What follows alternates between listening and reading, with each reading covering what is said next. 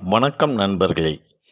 இன்று நாம் குழந்தை இன்மைக்கான காரணம் கண்டறியும் ஓர் ஜாதகத்தை ஆராய்வோம். மேற்கண்ட ஜாதகத்தை நன்கு கவனியுங்கள். கடக லக்னம், லக்ன அதிபதி சந்திரன் லக்னத்திலேயே அமர்ந்துள்ளார். சந்திரன் ஆட்சியாகவும் உள்ளார். லக்னத்தில் மாந்தியும் உள்ளது. 2வது வீடு குடும்பஸ்தானம். குடும்பஸ்தான அதிபதி 9ல் உள்ளார். ஆக இவருக்கு சிறப்பான வாழ்க்கை அமைந்துள்ளது.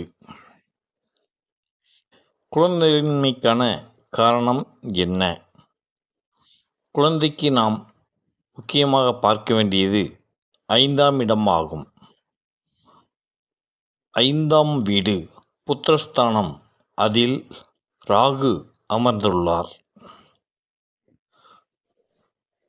2வதாக 5ஆம் வீட்டு அதிபதி செவ்வாய் 11ல் கேதுவுடன் அமர்ந்து பலம் இழந்துள்ளார்.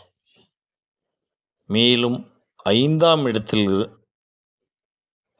இடத்தை அந்த செவ்வாய் தன்னுடைய 7ஆம் பார்வையாலும் பார்க்கிறார். புத்திரகாரன் குரு லக்கணத்துக்கு 8ல் மறைந்துள்ளார். பாக்கியாதிபதியான குரு 9ஆம் அதிபதி 8லும் 9ஆம் வீட்டுக்கு 12லும் மறைந்துள்ளார். கடக லக்கணத்துக்கு யோகாதிபதியான செவ்வாய் 11ல் கேதுவுடன் இணைந்து பலமிழந்துள்ளார். 3 சுபகிரகங்களான புதன், சுக்கிரன் மற்றும் குரு 8ல் மறைந்துள்ளனர். ஆக இதுவே குழந்தையின்மைக்கான முக்கிய காரணங்களாகும்.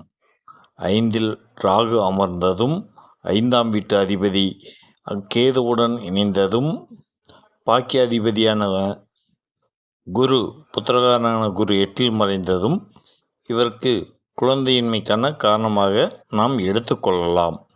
மேலும் 12ல் சனி அமர்ந்துள்ளதால் இவருக்கு தாம்பத்திய ஈடுபாடு குறைவு என கூறலாம். மேலும் தைரிய வீரிய அதிபதியான புதன் அவரும் 8ல் அமர்ந்துள்ளார்.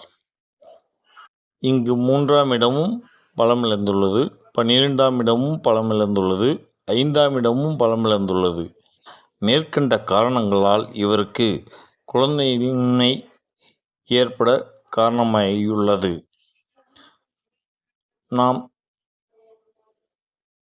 மீண்டும் அடுத்த ஒரு உதாரண ஜாதகத்துடன் உங்களை சந்திப்போம். இந்த வீடியோ உங்களுக்கு பிடித்திருந்தால் மற்ற நண்பர்களுடன் பகிர்ந்து கொள்ளுங்கள். லைக் செய்யுங்கள். நன்றி.